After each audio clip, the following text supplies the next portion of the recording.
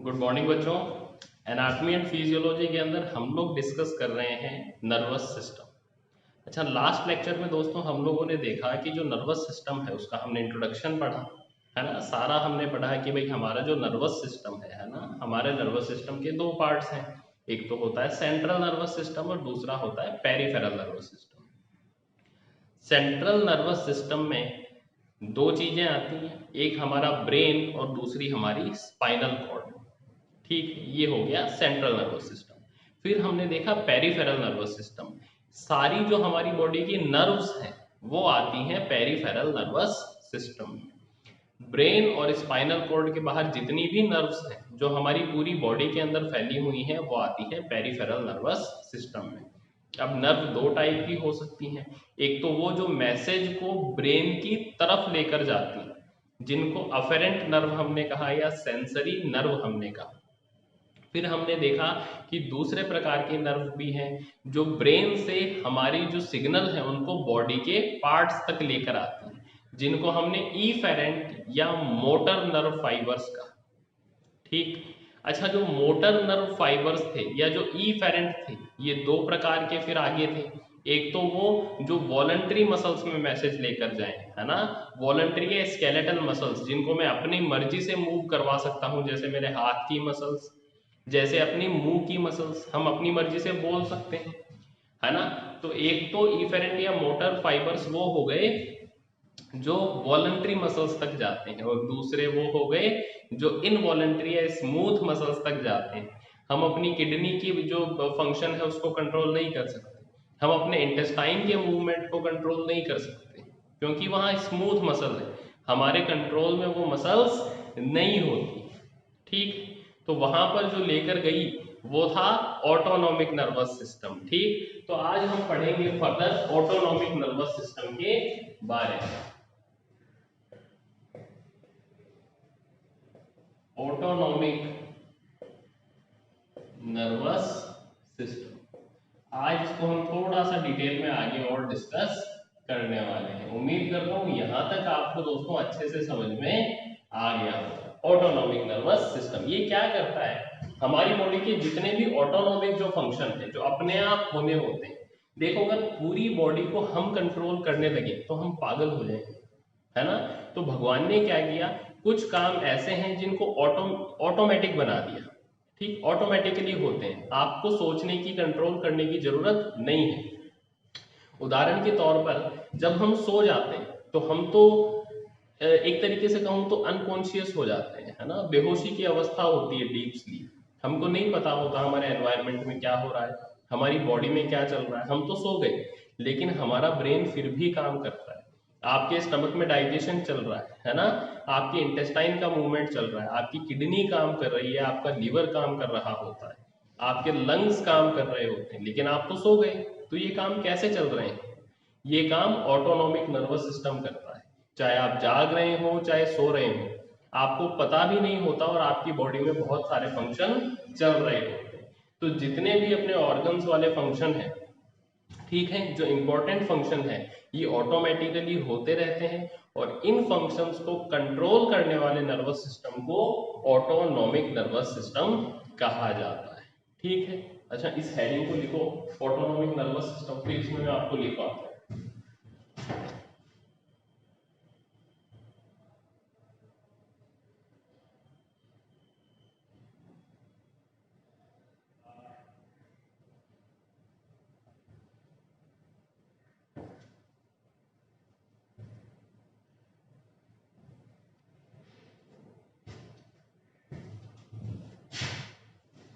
It controls and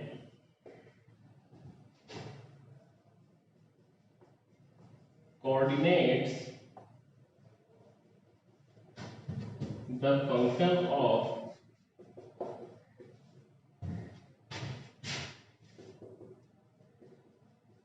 smooth muscle, cardiac muscle,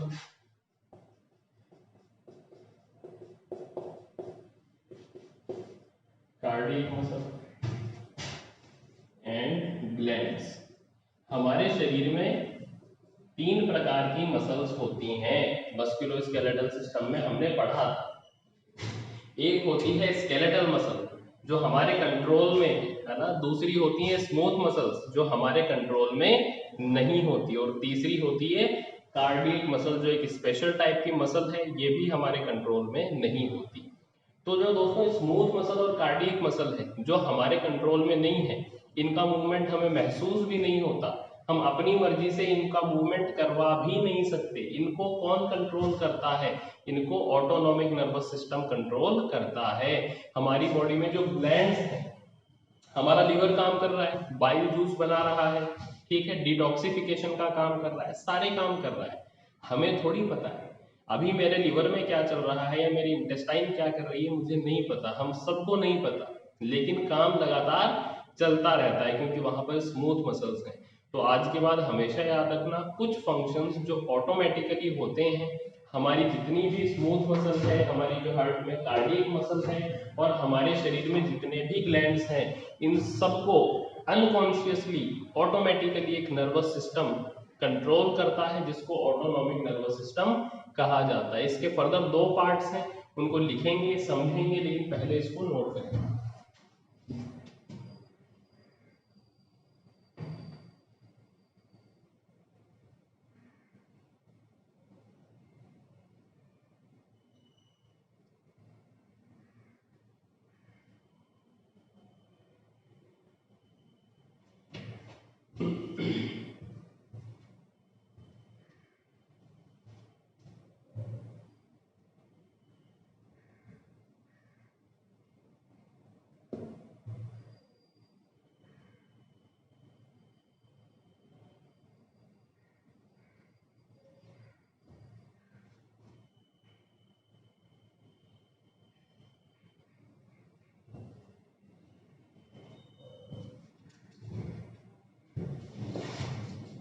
अच्छा, इसके बाद मैंने आपको बताया कि जो ऑटोनॉमिक नर्वस सिस्टम होता है ना बच्चों, इसको दो पार्ट्स में डिवाइड किया हुआ है, इसको दो पार्ट्स में डिवाइड किया हुआ है।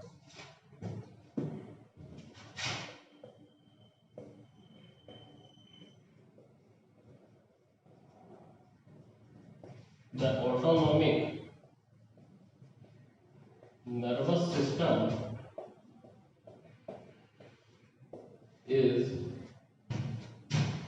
further divided into two parts.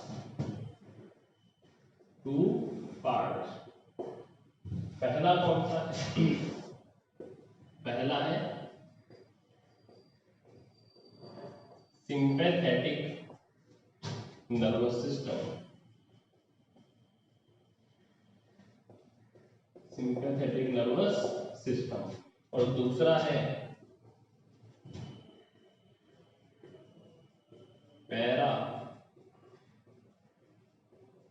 Sympathetic nervous system. देखो दोस्तों, जो ऑटोनॉमिक नर्वस सिस्टम है ना, देखो तसल्ली से समझना, अगर थोड़ा सा कहीं आपको डाउट रह जाता है तो ये जो वीडियो है आपके पास 24 घंटे या 48 घंटे आपके पास रहता है, इसको आप दोबारा से देखना, और जो मैं लिखवाता हूँ इसको साथ ही साथ आप लोग कॉपी में नोट करते रहो क्योंकि एक तो हम मेडिकल साइंस पढ़ रहे हैं, और मेडिकल साइंस का भी वो टॉपिक जो मेडिकल साइंस में भी सबसे मुश्किल टॉपिक्स में से एक माना जाता है, न्यूरोलॉजी या नर्वस सिस्टम। अच्छा, अगर आपने सुना हो कि जो डॉक्टर्स होते हैं, कोई फिजिशियन होता है, कोई पीडियाट्रिक्स यानी बच्चों का डॉक्टर होता है, कोई हार्ट का डॉक्टर होता है, और कुछ होते हैं न्यूरोलॉजिस्ट, दिमाग के डॉक्टर। दिमाग का डॉक्टर बनने के लिए सबसे ज्यादा नंबर लाने पड़ते हैं, यानी अगर मेडिकल साइंस की भी हम ब्रांचेस की बात करें तो सबसे मुश्किल ब्रांच है न्यूरोलॉजी। इस दिमाग के फंक्शन को समझना हर किसी के बस की बात नहीं, तो कंफ्यूजन होना तो वाजिब सी चीज है, लाजमी सी चीज है, क्योंकि हम सबसे मुश्किल मेडिकल साइंस का भी सबसे मुश्किल टॉपिक पढ़ रहे हैं, और यूं कहूं तो कि one of the most difficult topic in the world, पूरी दुनिया के कुछ बहुत मुश्किल सब्जेक्ट्स के कुछ बहुत मुश्किल टॉपिक में से एक है न्यूरोलॉजी। ठीक, तो दिक्कतें तो आपको आएंगी, लेकिन एज अ मेडिकल स्टूडेंट या एज अ नर्सिंग स्टूडेंट आपको समझना भी जरूरी है। इंटरेस्ट लेके पढ़ो, चीज़ें समझ में आने लगेंगी। बुक्स अगर आप कोई भी रेफर करते हो, या रोज एंड विल्सन है, आशा लता है, उन पे घर पे पढ़ाई किया करो, है ना। आप लोग बीएससी नर्सिंग कर रहे हो, आप एक बीए बैचलर्स इन आर्ट्स के स्टूडेंट नहीं हो, है ना, कि सर ने बता दिया हमने सुन लिया, एक गुटका या कोई सॉल्व पेपर पढ़ के पास हो जाएंगे। ऐसे पास हो भी गए तो कोई नहीं पूछेगा। नॉलेज होना बहुत जरूरी है, और ना हर कोई आपकी इंसल्ट करेगा पूरी जिंदगी भर। चीजों को पढ़ा करो, एक बार में किसी को समझ में नहीं आती, कोई डॉक्टर भी एक बार पढ़ के डॉक्टर नहीं बनता। मुझे भी एक बार में समझ में नहीं आया था, आपको भी नहीं आएगा, किसी को नहीं आता। कम से कम 10 बार पढ़ना पड़ेगा। तो घर पे रिवीजन करते रहा करो। जब भी यहाँ आओ, कोई डाउट हो तो कॉपी के पीछे लिखो अपने टीचर से, इस सब्जेक्ट में है तो इसमें, किसी और सब्जेक्ट में है तो संबंधित टीचर से डाउट क्लियर करो। पढ़ने का थोड़ा सा जो है रूटीन बनाओ, है ना। अगर आप मेडिकल प्रोफेशन में आ गए हो, है ना, मेडिकल प्रोफेशन का ही एक थोड़ा सा पार्ट है नर्सिंग, है ना, तो पढ़ने को तो एक रूटीन बना लो। जैसे रोज खाना खाना है, वैसे कुछ नॉलेज लेनी है रोजाना, कि अच्छा यार आज मैंने नर्वस सिस्टम के बारे में जाना। अपने इंटरेस्ट से भी पढ़ाई करो, ठीक है, डेली पढ़ा करो। और जब तक हम जी रहे हैं, खा रहे हैं, खेल रहे हैं, पी रहे हैं, सो रहे हैं, तब तक पूरी जिंदगी पढ़ाई करनी है। एक पार्ट बना लो पढ़ाई को अपने लाइफ का। आई बात समझ में? अब आओ इसके ऊपर, इतना मोटिवेशन चाहिए नर्वस सिस्टम को पढ़ने के लिए। तो भाई जो ऑटोनॉमिक नर्वस सिस्टम है, इसको दो पार्ट्स में आगे डिवाइड किया है, सिंपैथेटिक नर्वस सिस्टम और पैरासिम्पैथेटिक नर्वस सिस्टम। ऐसा इसलिए, अच्छा अपने को इतनी बात तो पता चल गई कि ऑटोनॉमिक नर्वस सिस्टम कुछ ऑटोमेटिक फंक्शन करता है, जो हमारे जीवित रहने के लिए, जिंदा रहने के लिए बहुत जरूरी है, लेकिन हम कॉन्शियसली इनको कंट्रोल नहीं करते, ऑटोमेटिकली हो रहे हैं। अच्छा अगर किसी व्यक्ति का यूरिन फॉर्मेशन बंद हो जाए, यूरिन बनना बंद हो जाए, तो कुछ ही दिनों में उसकी डेथ हो जाएगी। क्यों? क्योंकि वो जो वेस्ट है, यूरिया, यूरिक एसिड, क्रिएटिनिन, जो शरीर से बाहर निकलना चाहिए वो नहीं निकला, वो हमारे शरीर में इकट्ठा होता रहेगा, टॉक्सिसिटी करेगा और व्यक्ति की डेथ हो जाएगी। यानी यूरिन पास आउट करना भी हमारे जिंदा रहने के लिए, जीवित रहने के लिए बहुत जरूरी है, ठीक। लेकिन इसको हम कंट्रोल करते हैं कि आपके ब्लैडर में यूरिन इकट्ठा हो रहा है, आपको पता चलता है क्या? जब वो भर जाता है तब अर्जेस आती है कि यार अपने को जाके यूरिन पास आउट करना है, ठीक। तो ये काम हो तो सारे रहे हैं, लेकिन अपने को पता नहीं है। ऑटोनॉमिक नर्वस सिस्टम कंट्रोल करता है। अब इसको दो पार्ट में इसलिए डिवाइड किया कि जितने भी काम ऑटोमेटिकली हो रहे हैं, जितने भी काम ऑटोमेटिकली हो रहे हैं, ये दो प्रकार के काम हैं। एक तो वो काम है जो हमारे जिंदा रहने के लिए बेहद ही जरूरी है ना, उनको कंट्रोल करता है पैरासिम्पैथेटिक नर्वस सिस्टम। इनकी हमको डेली जरूरत पड़ती है, जैसे डाइजेशन का काम, जैसे यूरिन फॉर्मेशन का काम। नॉर्मल, अगर आपकी जिंदगी नॉर्मल चल रही है तो जो रूटीन के काम है जो अपने आप होने चाहिए, यूरिन फॉर्मेशन हो गया, डाइजेशन हो गया, ठीक, ये सब कंट्रोल करता है पैरासिम्पैथेटिक नर्वस सिस्टम। इनको अलग अलग पूरा डिटेल में हम पढ़ेंगे, लेकिन हाल फिलहाल समझो कि क्लासिफिकेशन किया क्यों गया। तो पैरासिम्पैथेटिक नर्वस सिस्टम तो वो काम करता है जो जिंदा रहने के लिए बेहद जरूरी है। पैरासिम्पैथेटिक नर्वस सिस्टम के बिना जीवित रहना एक दिन भी पॉसिबल नहीं है। अच्छा अब सिंपैथेटिक क्या करता है? सिंपैथेटिक नर्वस सिस्टम की जरूरत अपने को कभी कभी पड़ती है, कभी कभी पड़ती है। जैसे मान लो आप गली से गुजर रहे हो, है ना, जा रहे हो, और आपके पीछे अचानक से आपने देखा 4 कुत्ते हैं, ठीक है, धीरे धीरे आपकी तरफ स्पीड में बढ़ने लगे। अब आप क्या करोगे? उस समय अपने आप एक रेस्पॉन्स आता है कि यार भाग, नहीं तो ये चारों कुत्ते अपने को काट लेंगे। तो उस समय अपन आओ देखते हैं ना, ताव देखते हैं, फुल स्पीड से भागते हैं और उन कुत्तों से भी तेज भाग लेते हैं उस टाइम। तो ऐसा क्या हुआ? अचानक से आपके शरीर में एड्रेनलिन का रश आता है, आपके गूज बम्स, आपके रोंगटे खड़े हो जाते हैं, आपकी आंखें बड़ी बड़ी हो जाती हैं, आप पूरी तेजी से भागने लगते हो। यानी उस समय आपका सिंपैथेटिक नर्वस सिस्टम एक्टिवेट हो गया था, ठीक है। तो सिंपैथेटिक नर्वस सिस्टम हमेशा फाइट और फ्लाइट की कंडीशन जब हो जाती है, यानी या तो लड़ो या फिर भागो। जब भी जान बचाने वाली सिचुएशन आ जाती है ना, तो दो ऑप्शंस होते हैं, हमेशा लड़ना भी ऑप्शन नहीं होता है, फाइट और फ्लाइट, या तो लड़ो और अगर सामने वाला मामला बहुत भारी है तो भाग जाओ। ठीक है। अच्छा मान लो कुत्ते से तो आप लड़ भी लोगे, दो पत्थर वत्थर फेंक दो, सामने शेर आ जाए तो लड़ोगे क्या? फिर तो भागना ही एकमात्र सही उपाय है, क्योंकि लड़ोगे तो फिर तो नाश्ता बन जाओगे शेर का। शेर से तो कौन ही लड़ सकता है, फिल्मों को छोड़ दो, हकीकत में तो कोई नहीं लड़ सकता। तो कभी कभी भागना भी एक ऑप्शन होता है।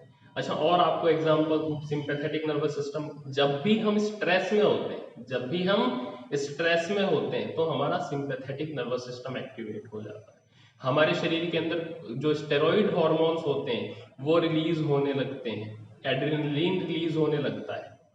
अच्छा मान लो कि एक पर्सन है जो अपनी लाइफ में नॉर्मल जीता है, 10-15 किलो से ज्यादा वजन उसने कभी नहीं उठाया, ठीक, लेकिन अचानक से वो खड़ा था और उसने देखा कि जो भारी सा कोई वेट है ना, 50 किलो की कोई चीज उसके ऊपर गिरने लगी और अचानक से इतना सारा फोर्स आया कि उसने उसको इस तरह से साइड में गिरा दिया, ठीक। या फिर मान लो एक व्यक्ति खड़ा था, अचानक से कोई गाड़ी ऊपर से गिरने लगी, ठीक है, वो व्यक्ति उस गाड़ी के नीचे दब के मर जाता, लेकिन अचानक से उसकी बॉडी में ऐसा कुछ फोर्स आया कि गिरती हुई गाड़ी को उसने हाथ से थोड़ा सा इशारा किया, लेकिन 1000 किलो की गाड़ी है ना, उसको भी अपने इशारे से साइड में गिरा दिया। तो इतना सारा फोर्स अचानक से आ कहां से जाता है?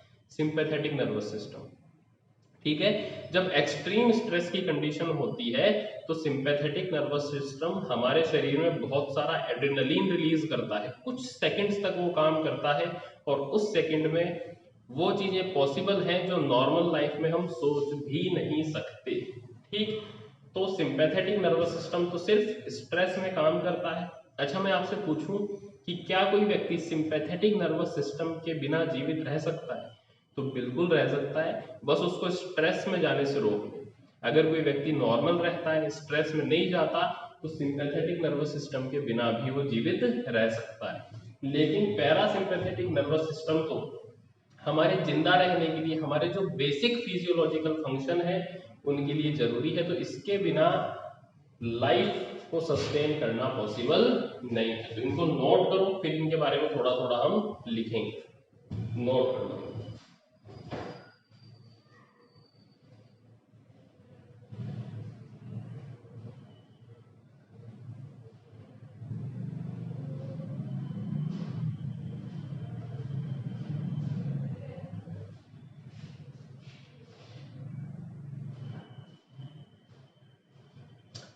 तो अब थोड़ा थोड़ा सा लिख लेते हैं इनके बारे में।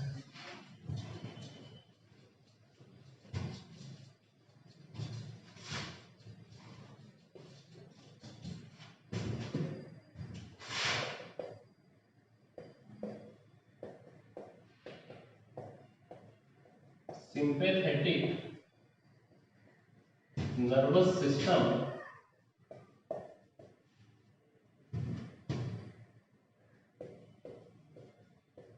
becomes active in stressful situation. Stressful situation.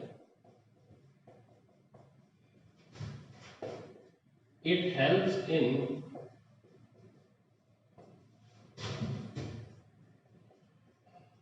fight और फ्लाइट, या तो लड़ो या भाग जाओ, फाइट और फ्लाइट रेस्पॉन्स, ठीक है। फाइट और फ्लाइट रेस्पॉन्स के अंदर ये काम करता है सिंपैथेटिक नर्वस सिस्टम, नोट कर लो।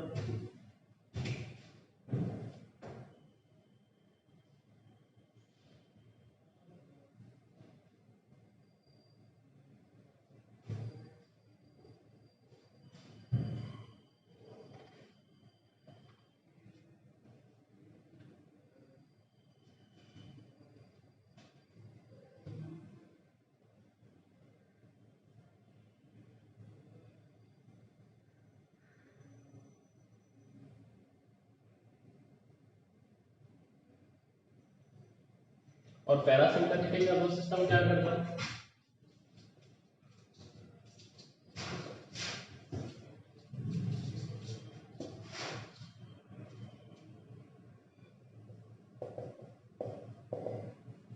Parasympathetic nervous system controls the basic physiological functions necessary for life, necessary for living, जीवित रहने के लिए जो बहुत जरूरी है। जीवित रहने के लिए क्या जरूरी है? एक टर्म में अगर काम याद करना हो पैरासिम्पैथेटिक नर्वस सिस्टम का, तो the term is rest and digest. जिसने भी ये टर्म दिए बड़े सोच समझ के दिए, ठीक है। कि सिंपैथेटिक नर्वस सिस्टम कब काम आता है? फाइट और फ्लाइट में। जबकि पैरासिम्पैथेटिक नर्वस सिस्टम कब काम आता है? रेस्ट और डाइजेस्ट। अगर आपकी लाइफ में स्ट्रेस नहीं आए, कोई इशू नहीं है, आप बिना सिंपैथेटिक नर्वस सिस्टम के जिंदा रह सकते हो, लेकिन रेस्ट और डाइजेस्ट करना जीवित रहने के लिए बहुत जरूरी है। आप 4 दिन मत सो, आप पागल हो जाओगे, ठीक है। अगर आपका डाइजेशन का फंक्शन काम नहीं करे, आपका लिवर काम नहीं करे, है ना, यूरिन फॉर्मेशन नहीं हो, टॉक्सिक बाहर नहीं निकले, है ना, एलिमिनेशन नहीं हो, आपके स्टमक से जो चीजें हैं न्यूट्रिएंट्स एब्जॉर्ब नहीं हो, कुछ ही दिनों में मर जाओगे। तो रेस्ट करना और डाइजेशन यानी डाइजेस्ट करना जिंदा रहने के लिए बहुत जरूरी है। तो आज की बात हमेशा याद रखना कि जो पैरासिम्पैथेटिक नर्वस सिस्टम क्या करता है?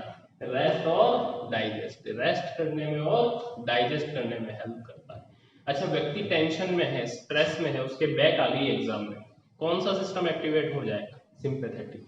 लेकिन एक पर्सन सो रहा है, उस टाइम कौन सा सिस्टम काम कर रहा है या डोमिनेंट है? पैरासिम्पैथेटिक। क्योंकि जब हम सो जाते हैं तो हमारी पूरी बॉडी की क्लीनिंग होती है, एलिमिनेशन वाले काम हो रहे हैं, हमारा डाइजेशन चल रहा है, तो उस टाइम पे हमारा जो पैरासिम्पैथेटिक नर्वस सिस्टम है वो ज्यादा एक्टिवेटेड है, ठीक है। तो आज के लेक्चर में इतना ही, इसको आप लोग अच्छे से नोट करो। मिलते हैं अगली क्लास में। बहुत बहुत धन्यवाद।